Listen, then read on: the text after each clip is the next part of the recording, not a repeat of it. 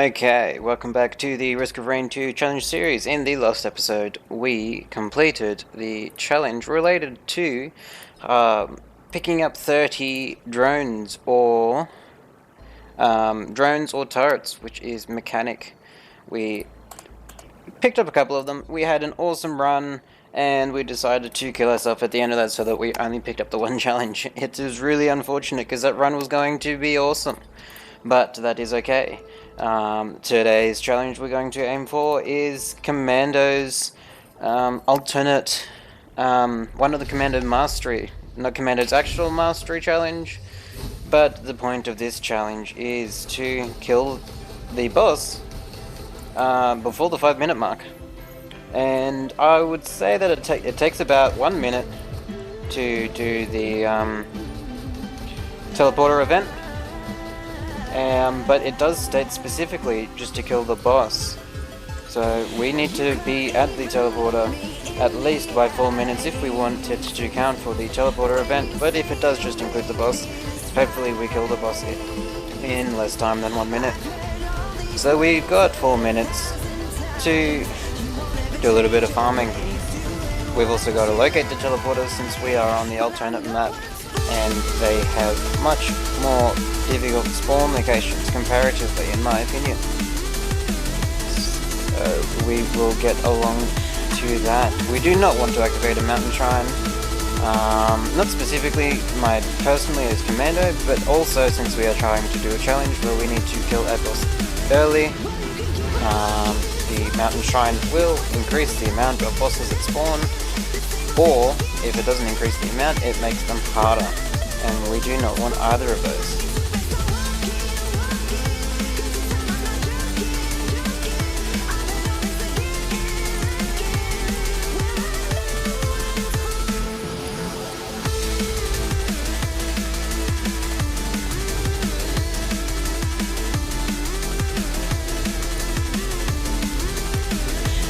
We have not been very lucky with this shrine today. That is very unfortunate. 2 shrine usages wasted. There is a teleporter. It is, if you didn't see it from earlier in the video, you can find the, I knew the teleporter was over here from these floating red particles. That is the easiest way to locate the teleporter, in my opinion. We have 2 more minutes until we need to activate the boss. If this turret was closer, it would be great. If we cannot find much more in the way of chests, we might activate the teleporter in hope that the boss might travel over here and be in range of the turret. Otherwise, we will have to put our hope in the Chance Shrine. It doesn't take too much to kill the bosses on level 1, but it is difficult, especially since we have no great items so far.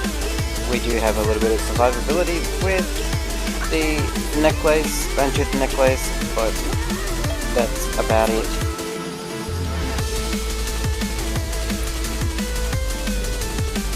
And another shrine failure. These shrines are getting very expensive, very useless. That is horrible for us.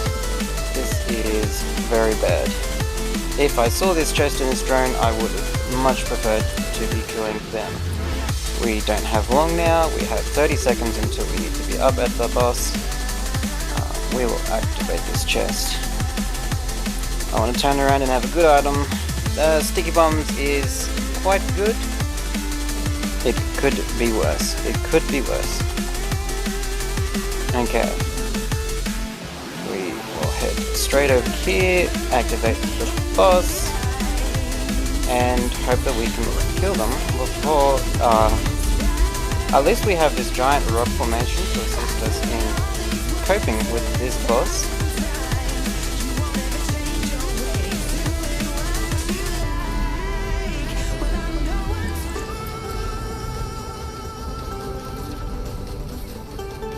And I just hope that we do not get taken out before we can delete this boss, because we are taking considerable damage. This is not good for us at all.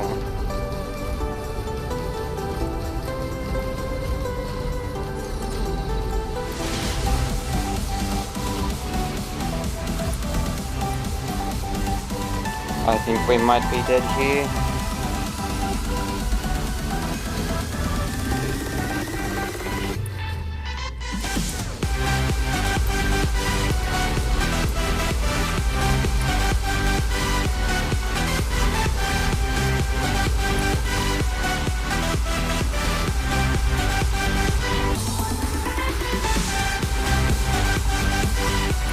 There we go. That was a little bit unfortunate. We did get to the 5-minute and 10-second mark there at the end, so we did not kill the boss before the 5-minute mark. So we will go in again. This will be easier on a difficulty that is not monsoon. I'm not sure if it specified that, but the main thing is that we will do all of our challenges on monsoon to show every single one at its hardest difficulty. That is the primary goal here, because we want everybody to have a chance. If there's people that solely play on monsoon and they have not completed all the challenges, we want to show them how. Although yes, our runs can be very different due to the RNG and roguelike nature of this game. That is unfortunately just how it will work. Except for runs where I die, no runs are specifically pointed to or built to a certain challenge. I don't choose certain people that are better at certain challenges, I just go with whatever I desire.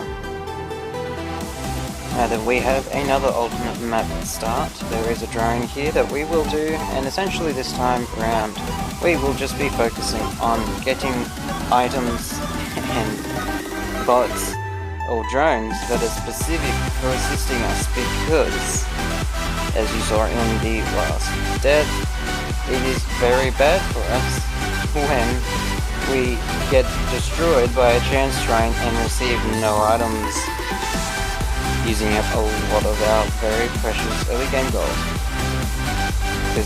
Because if we are after killing the boss before the 5-minute mark, we do not have gold to waste. We did get half of the boss's health even with the very poor random generation at the shrine. So it is very doable even if you do get bad items, and it is also very doable even if you have no items. It just depends on a combination of what boss spawns. We have got a lot of drones at the start, which is good. We will stun these two while they're charging up. Commando's roll. I did not do it much in the previous death, but an important note is that if you jump off something tall and roll, you will not take fall damage, because the fall damage will only be calculated from your vertical height after the roll. So if you roll just before hitting the ground, you will not take damage, and that is quite important. Tip for taking out the giants, similar to our last episode, we gave a tip that the giants are quite maneuverable. We can maneuver around the giants also. Another tip is most of the survivors have a stun or a CC ability, and this means that you can interrupt their channel. So I would suggest saving that CC ability. Your crack control, a stun, a knock-up, anything like that, and you can interrupt the channel of the stone golem's laser beam, and then you will have to start again, which gives you very precious time to not take damage from it. We're at the 3 minutes 30 mark, and we have just spotted the teleporter. We're going to run straight there. There is some items in the teleporter as well. This is awesome. This might be the perfect run to do this at. There is even an armor penetration round. We will kill one of them just to get the extra boss damage. we will clear these out so that we don't take too much damage from the wisps specifically, because they will be pile driving us with shots and we do not like that at all. So we will clear those out and then we can focus on the boss. Especially as Commando in these earlier rounds, you do want to take out those orbs because you do not have much in the way of health, you do not have much in the way of mobility. Commando is a survivor that scales very well later into the game, but in my opinion he is not the greatest in the early game. Which is why a lot of people choose not to play Commando.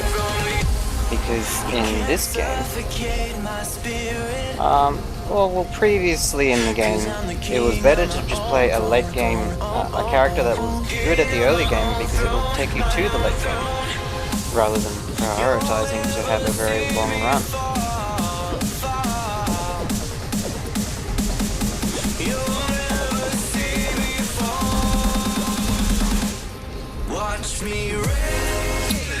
When this ability happens on the Wandering Beggar, you need to get behind cover. It will damage you very considerably, especially if you do not have a shield of any form. It does a ginormous amount of damage and can most of the time almost one-shot your champion. We did not kill the boss by the 5-minute mark. Again, not good. We will clear up these mobs because there's just so many here and it's fun, and we will restart.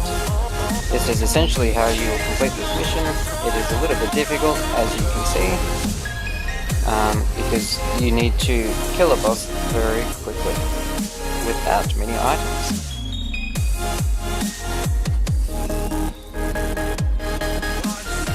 If I saw this equipment chest, I would have got it earlier. Equipment chests are normally very good at taking out a boss.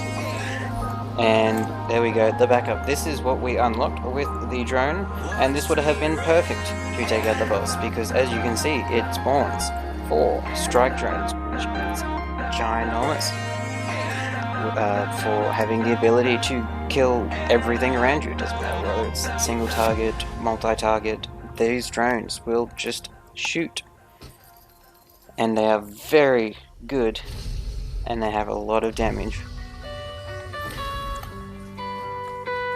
Okay, we're at a default spawn on the distant roosts, I think.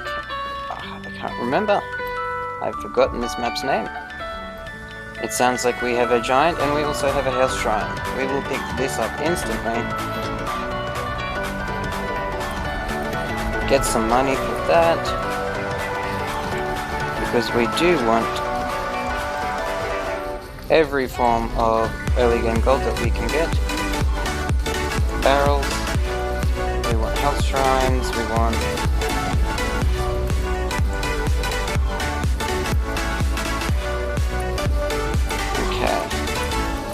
taking a little bit of fire here, and the main reason we tried to take that health shrine early is because the health regeneration on the characters is quite slow. So if you can get these health shrines, or a health shrine, we'll probably only pick up one unless we get a good regeneration item, such as a fungus. Then you need to start getting that health regeneration going earlier. We are at the 1:20 mark. We found a lot of gold. We can open up 3 chests, but we do need to get our eyes on the teleporter, and we also need to get our hands on some chests. This is an equipment barrel. Hopefully we can get something. Perfect! We just talked about this being a good way to kill the boss, especially earlier on. We now have the chance to prove it.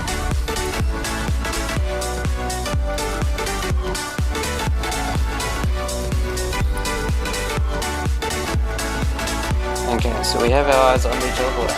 Our health is not fully regenerated, and we have a lot of gold. We will pick up whatever we can in the nearby vicinity and probably just activate the teleporter. There is a chest here, a large amount of enemies, and 2 chests down the end. I believe it will be worthwhile picking up the 2 chests down the end. We will need 50 gold to get both of them, as they're both 25 gold. So we do need one more kill. There we go, from the range. 225 chests. And both of these will be helpful in keeping us alive, especially the reduced armor. The repulsion armor, sorry. It's a new item. It will reduce our damage taken by a flat amount of damage, and so far it is 5. We have a wandering vagrant here. We will put some bullets into it, and we will activate the drones. And watch this guy go. The drones are doing a good job. They are not only a couple of them are keeping enemies around me in lower quantities, but they are also helping me reduce the boss's health quite considerably. Down go the drones to that one-shot ability that I was talking about, but our boss is now dead. We did defeat the boss before the 5-minute mark, and now we just need to complete the event. This is another new item. Death mark. Enemies with 4 or more debuffs are marked for death, taking bonus damage. This sounds like an amazing late game item. Currently, we do not have any debuffs at all. Actually, that is incorrect. Chrono Bauble will be classed as a debuff. We have 81% sorry, on the teleporter. It is almost complete. We'll be traveling through this straight away, as the enemies here are very difficult.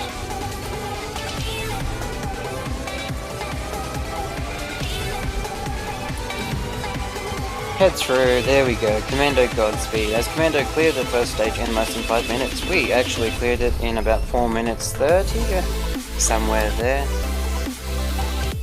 It was quite difficult. We do have a reasonable amount of items, and we can quite happily exit the run. We will actually die on purpose here though, because we do need to start dying. We need to die 30 times, I think. Actually no, deaths are related to Multi's challenge. We need to complete the challenge, go through portals to unlock the engineer, which we will be doing soon. But yes, we will be aiming on dying. That wisp doesn't want to hit me, that's okay. We will take some damage from the Marians. These drones do last a reasonable amount of time, and they do a very large amount of damage. With their assistance, we were able to take out the boss.